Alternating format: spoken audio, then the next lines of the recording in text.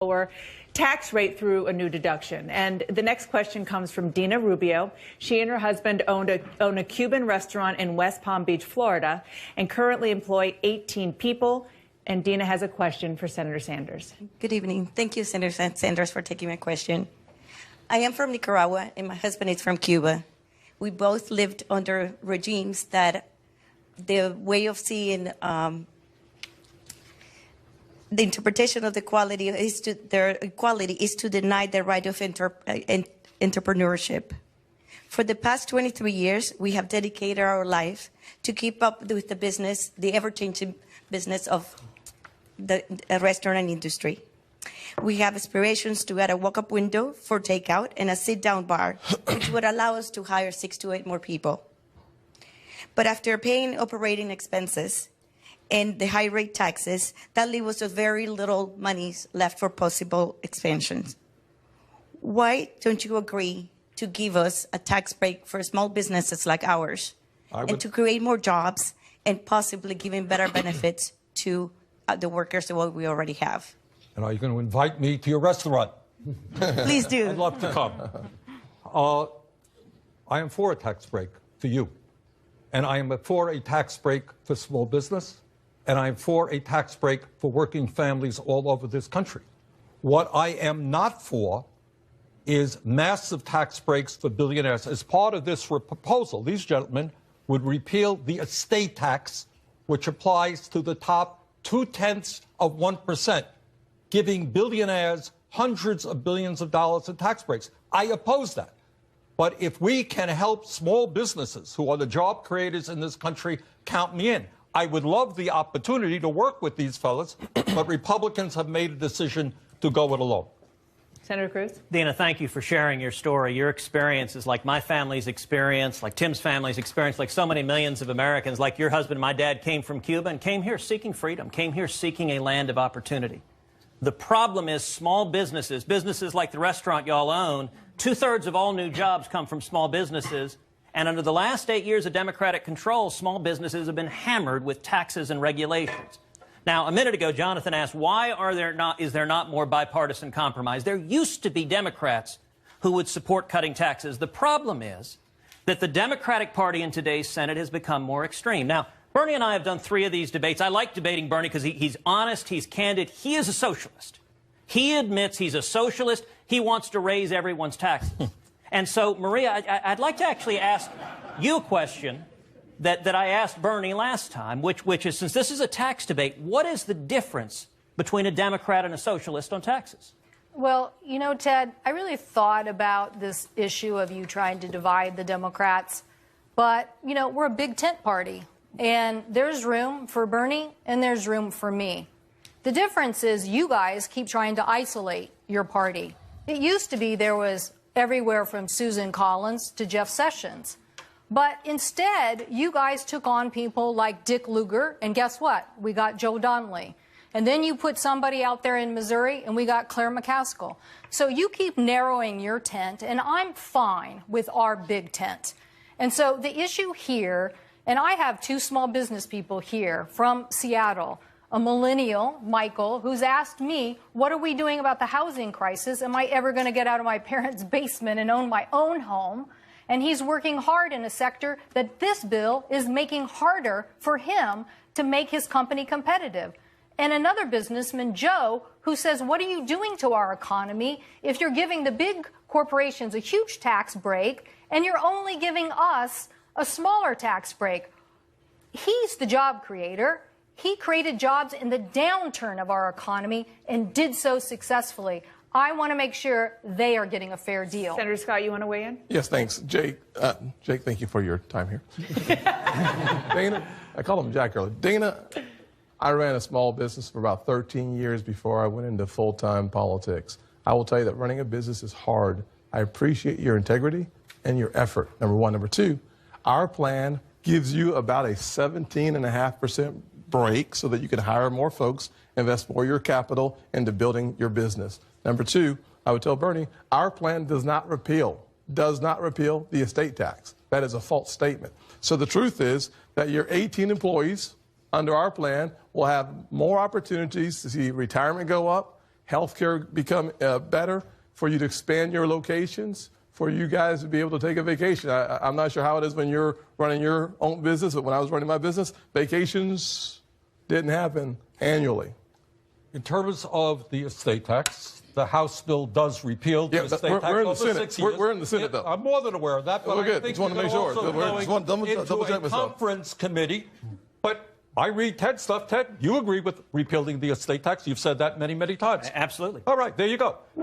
But This is a big There you tent go. party. We have a big tent, Bernie. There's room for Ted and there's room for Tim. That's fine. But the point is, repealing the estate tax, if the House gets their way, will give hundreds of billions of dollars in tax breaks to the very, very wealthiest people in this country. You know, what I think Ted began in his discussion, we begin to broaden this debate. Taxes are not an end to themselves. They really are a means to an end, the kind of society we want to create.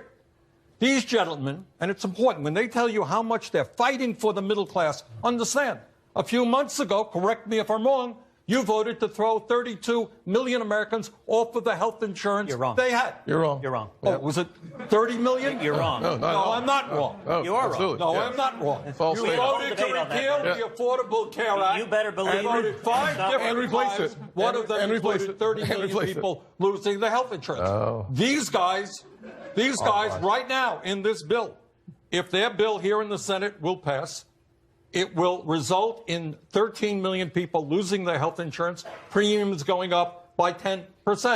If their bill goes through, if you are in graduate school, you're going to be paying substantially more in taxes. In the budget that they passed, they made massive cuts in Pell Grants, in nutrition programs for hungry kids and low-income pregnant women. I know this The is just a tax dynamic cut. of American society now is that we have a politics where big money, billionaires, make huge campaign contributions, and we have politicians who work for them, not for the middle. Senator Scott, you're going to get the next question. Just today, President Trump promised that a big tax cut for corporations would lead to more jobs for the American people, for American workers. The proposed tax plan would lower the corporate tax rate permanently from 35% to 20%, as you know. The next question comes from a former CEO who takes issue with the promise that this tax cut will create jobs. David Mendels served as CEO of Bright Cove, an online video platform with more than 500 employees, and he has a question for Senator Scott. Senator Scott, thank you. Hey. So in my experience as CEO at a public company, I can tell you our investors would have been delighted at any tax cut which improved our David, profit. can you hold the microphone up? I'm sorry. Senator Scott, in my experience Hey. as a CEO at a public company, I can tell you that our investors would have been delighted at any tax cut that improved our profitability. But it would not have led to more hiring or an increase in wages. It just wouldn't. It never came up. What do you say to employees of companies like mine and many millions of others who won't get higher wages as a direct result of lower corporate taxes? But the corporate investors and the executives like myself will get a very large benefit. Well, thank you for your question, and thank you for your investment in the American economy.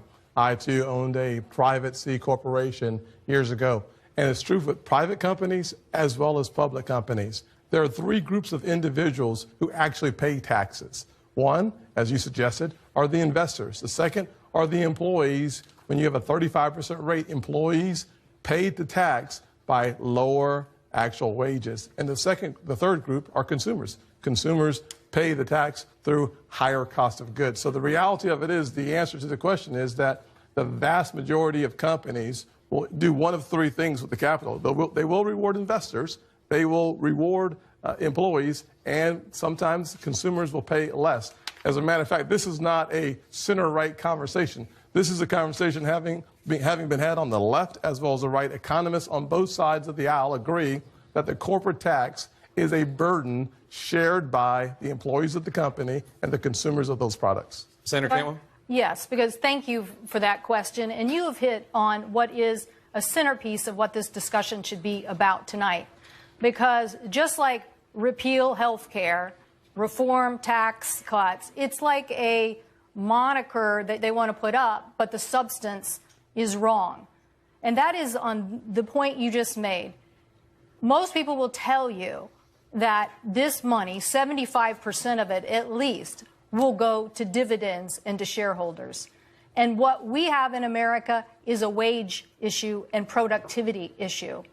And so there's nothing in this bill that says, corporation, if you get this tax cut, I expect you to raise wages and increase productivity.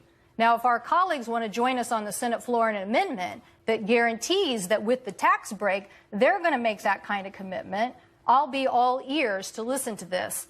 But if not, I'm going to take what the Fed has said, because the Fed has been looking at this issue of productivity and wage and said, these are things that we need to make investments in: education, job training, working towards the future, and making sure that the skill set of the American public helps them get the wage increase that we want.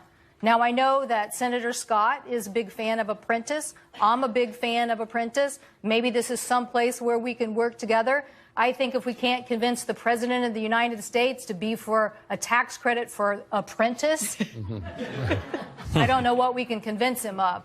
But we need to skill American workers. Otherwise, this will go to shareholders, and that'll be it. Senator Cruz? You know, the Democrats have one talking point on taxes. It's a tax cut for the rich. And they say it over and over and over again in response to everything. The most important thing for you to know when you're at home is when they say rich, they mean taxpayer. Every time they say rich, they mean taxpayer. Why is it? Because the very rich, there aren't enough of them. You know, Bernie ran for president. He rolled out a tax plan. His tax plan was a massive tax increase. If you took every single person in America making over $1 million and you taxed them 100% of their income, you took every penny they earned, you came in jackboots and confiscated it, it would pay 8% of the cost of Bernie's tax plan. You know where they get their money? They get it from you. They get it from the middle class. And in fact, I'll give a quote from Bernie in the last debate, because he was very explicit. This isn't about taxing the rich. What the Democrats want to do is tax the middle class. Here's what Bernie said. This is a quote. So yes, to answer your question, Jake, if we can explain to people, yeah, you're going to be paying more in taxes. Now, he said it's going to be a progressive tax system. The wealthy are going to pay their fair share, not the middle class, not the working class, but everybody will pay some more. So you're a single mom working, he says you're going to pay some more. You're a small business owner, he says you're going to pay some more. And the reason is there aren't enough millionaires and billionaires to pay for all the socialism that Bernie and the Democrats want.